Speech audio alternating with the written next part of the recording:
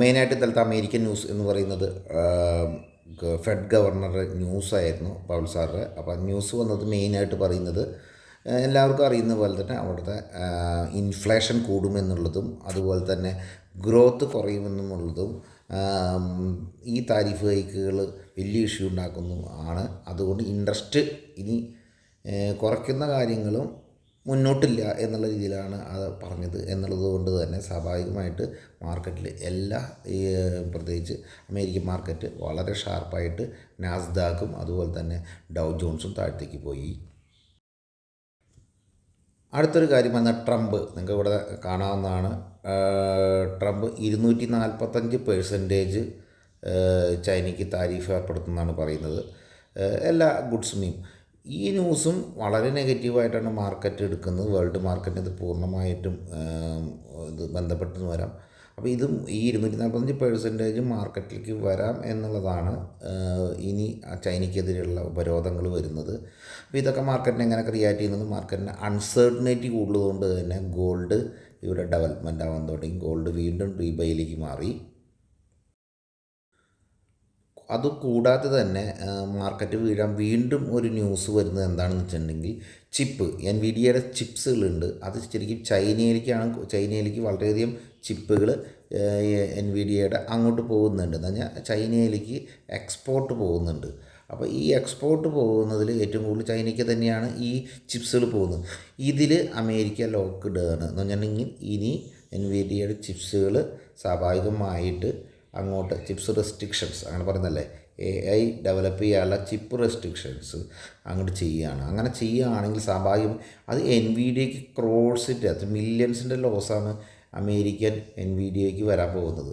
ഇത് free fall ഇതിനെ ഉദ്ദേശിച്ചത് വളരെ ഫാസ്റ്റായിട്ട് എൻവിഡിയയുടെ ലോസ്, ഇത്രയും വലിയ ലോസ് എൻവിഡിയയ്ക്ക് വന്നതുകൊണ്ട് തന്നെ മാർക്കറ്റ് ഉടൻ തന്നെ നമ്മുടെ IT സെക്ടറുകൾ മുഴുവനുമായിട്ടും IT സെക്ടറുകൾ താഴ്ത്തേക്ക് പോയി. അവിടെ IT താഴ്ത്തേക്ക് പോകുന്നതിന് പ്രധാനപ്പെട്ട കാരണം ഈ ഒരു ന്യൂസാണ്. ഇതാണ് മാർക്കറ്റിനെ വളരെ നെഗറ്റീവ് ആകാൻ കാരണം ഇവിടെ നിന്നുള്ള പ്രൊഡക്റ്റ് കൊടുക്കരുതെന്ന് പറയുമ്പോൾ അതുമായിട്ട് ബന്ധപ്പെട്ട ഇഷ്യൂ ഭയങ്കര തീവ്രമാണ്.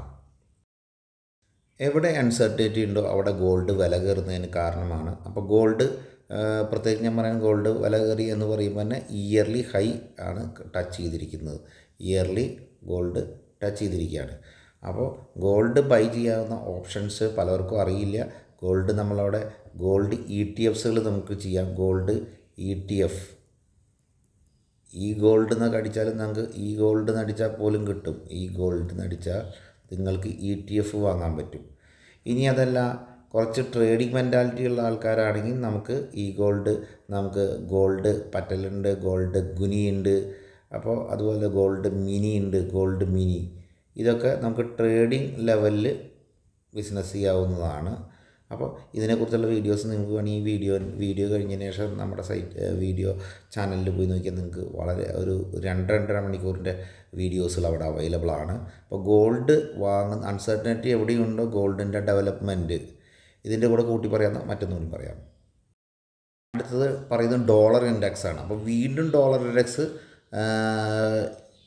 ചെറിയ ഡൗൺ ട്രെൻഡ്. ഇപ്പോഴത്തെ റേറ്റ് അനുസരിച്ച് 99 ആണ്.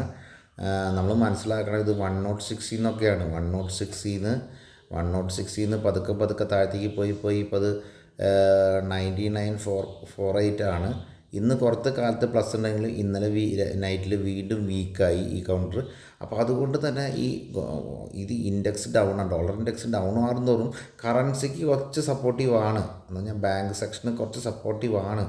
എങ്കിൽ തന്നെയും ഈ ക്രാഷുകളൊക്കെ നമുക്ക് ഗോൾഡിൻ്റെ റേറ്റ് കൂടുന്നതിന് കാരണമാകും. അതിന് ഓൾമോസ്റ്റ് പല രാജ്യങ്ങളും ഗോൾഡ് ഇപ്പോൾ അതായത് രാജ്യത്തെ സെൻട്രൽ ഗവൺമെൻറ് അല്ലെങ്കിൽ RBI പോലത്തുള്ള രാജ്യത്തെ ഗവൺമെൻറ് ഗോൾഡ് ബൈ ചെയ്യുന്നു എന്നുള്ളതാണ്. ഗോൾഡ് ബൈ ചെയ്യുന്നതുകൊണ്ടാണ് ഈ അരക്ഷിതാവസ്ഥ നിൽക്കുന്നതുകൊണ്ട് ഗോൾഡ് ബൈ ചെയ്യുന്ന ഗോൾഡിൽ അപ് ട്രെൻഡ് വളരെ അധികമാണ്. ഇന്ത്യൻ ADR ഇൻഫോസിസ് ADR ഏകദേശം 2.5% അല്ലെങ്കിൽ ഏകദേശം നിങ്ങൾക്ക് കാണാവുന്നതാണ്. ഒരു 2.64% ഡൗൺ. ഇന്ന് റിസൾട്ടുള്ള ഒരു ദിവസം റിസൾട്ട് ഉള്ള ദിവസം തന്നെ ഓൾറെഡി 2.5% ഇൻഫോസ് കിട്ടുമ്പോൾ സ്വാഭാവികമായിട്ട് മാർക്കറ്റ് ഇപ്പോൾ 70 പോയിൻ്റാണ് നിഫ്റ്റി ഇപ്പോൾ സമയം 8:15 നിൽക്കുന്നത്. അപ്പോൾ അങ്ങനെ നിൽക്കുകയാണെങ്കിൽ മാർക്കറ്റിനെ കൺട്രോൾ ചെയ്യാൻ വേണ്ടി കുറച്ച് കൗണ്ടറുകൾ റെക്ടിഫിക്കേഷൻ ചെയ്ത് വരുന്നുള്ള കാര്യം തീർച്ചയാണ്. കാരണം ഇതിനേക്കാളും കൂടുതൽ പൊട്ടേണ്ടതാണ്. പക്ഷേ പൊട്ടുന്നില്ല എന്നുണ്ടെങ്കിൽ ഇത്രയും വലിയ ലിവറേജിനെ സപ്പോർട്ട് ചെയ്യാൻ ബാങ്ക് മാത്രമാണ് ഉണ്ടാവുക. അപ്പോൾ ബാങ്ക് ഷെയർസിലൊരു ട്രെൻഡ് കീപ്പ് ചെയ്യേണ്ടതെന്ന് നോക്കുക. അല്ലെങ്കിൽ ഫിനാൻസ് സെക്ഷൻ, ഈ 2 സെക്ഷനുകളിൽ മോശമാണെങ്കിൽ മാർക്കറ്റിൽ നല്ല സെൽ ഓഫ് വരും. പക്ഷേ ഇപ്പോഴത്തെ ലെവൽ ഇൻഫോസിസ് ADR ഡൗൺ ആണ്. ബാങ്കിൽ കുഴപ്പമില്ല, ബാങ്ക് വലിയ വിഷയങ്ങളിൽ. വിപ്രോൻ്റെ ADR, അപ്പോൾ വിപ്രോൻ്റെ റിസൾട്ട് വന്നു ഇന്നലെ, മോശം റിസൾട്ടാണ്. പ്രത്യേകിച്ച് ഈ വരുന്ന കൊല്ലം ADR ഈ കൊല്ലം വരുന്ന അവരുടെ കമൻസ് എന്ന് പറഞ്ഞാൽ അവരുടെ പെർഫോമൻസ് കമൻറ്റ് അല്ലെങ്കിൽ ഗൈഡൻസ് വളരെ മോശമാണെന്ന് പറഞ്ഞു. അത് തന്നെ വിപ്രോന് നെഗറ്റീവ് ന്യൂസാണ്. ഏകദേശം നിങ്ങൾ കണ്ടോളൂ 3.5% ഡൗൺ.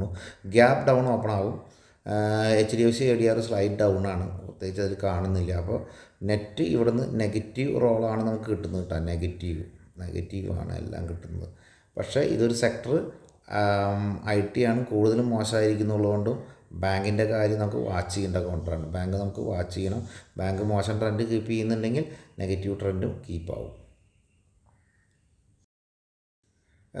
റിസൾട്ടിൽ വിപ്രോ ഓൾറെഡി ഞാൻ പറഞ്ഞു കഴിഞ്ഞു. വിപ്രോയുടെ റിസൾട്ട് ഗൈഡൻസ് നശിപ്പിച്ച് കളഞ്ഞു. അപ്പോൾ അത് കഴിഞ്ഞു. ഏഞ്ചലിൻ്റെ സെക്ഷനിൽ ഏഞ്ചലിൻ്റെ എല്ലാവിധ റിസൾട്ടും എല്ലാ ലെവലിലും റിസൾട്ട് മോശം തന്നെയാണ്. കമ്പാരിറ്റീവ്ലി മുമ്പത്തെ ക്വാർട്ടറിനെ അപേക്ഷിച്ച് മോശം റിസൾട്ട് തന്നെയാണ് ഏഞ്ചലിൻ്റെ. അതുപോലെ തന്നെ വാലിയുടെ റിസൾട്ട് ഒരു ഇൻലൈൻ എന്ന് പറയാം. ചെറിയ മാർജിനൽ ഇഷ്യൂസൊക്കെ ഉണ്ടെങ്കിലും വാലിയുടെ റിസൾട്ട് ഓക്കെ. അങ്ങനെ നമുക്ക് ഇപ്പോഴത്തെ സിറ്റുവേഷനെ കൈകാര്യം ചെയ്യുമ്പോൾ ഇത്തിരി ഭേദമുണ്ടെന്നെങ്കിലും പറയാം. ഏഞ്ചൽ റിസൾട്ടൊക്കെ വെച്ച് നോക്കുമ്പോൾ വാല്യൂ റിസൾട്ട് ഭേദമാണെന്ന് പറയാം.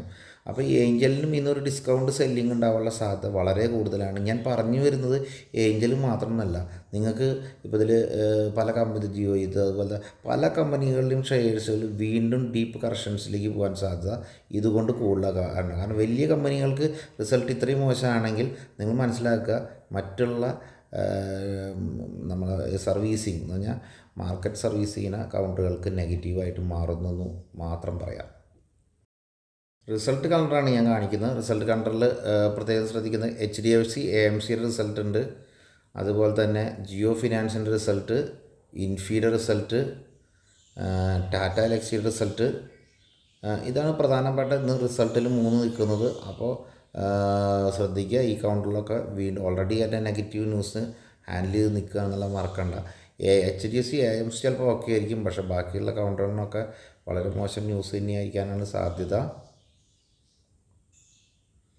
അടുത്ത കൂടെ നിങ്ങൾ വാച്ച് ചെയ്ത് പോകേണ്ട ഒരു കൗണ്ടറായിരിക്കും ഏകദേശം HDFC ബാങ്കിൻ്റെ റിസൾട്ട് 19 വരുന്നു. അപ്പോൾ അതിൻ്റെ മൂവ്മെൻറ്റ് പ്രത്യേകം വാച്ച് ചെയ്യണം. യെസ് ബാങ്ക് അതുപോലെ തന്നെ റിസൾട്ട് കണ്ടുകൾ കുറച്ച് നീങ്ങിപ്പോകുന്നതായിട്ട് തോന്നുന്നുണ്ട്. കാരണം മാർക്കറ്റിൽ ഓൾറെഡി ഡിസ്കൗണ്ട് ചെയ്ത മാർക്കറ്റ് ആയതുകൊണ്ട്. അപ്പോൾ ശ്രദ്ധിക്കുക, HDFC ICICI ബാങ്ക് റിസൾട്ടും 19 വരികയാണ്.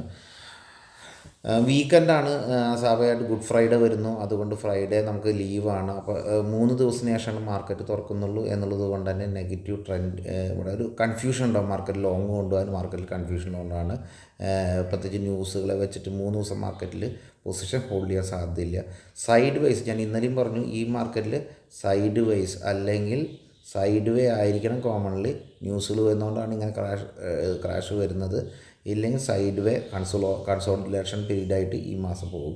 അപ്പോൾ 2 സൈഡിൽ പുട്ടും അതുപോലെ തന്നെ കോളും ഒരുമിച്ചെടുക്കുന്നവരായിരിക്കും പെർഫോമേഴ്സ് ആവാൻ സാധ്യത. Thank you.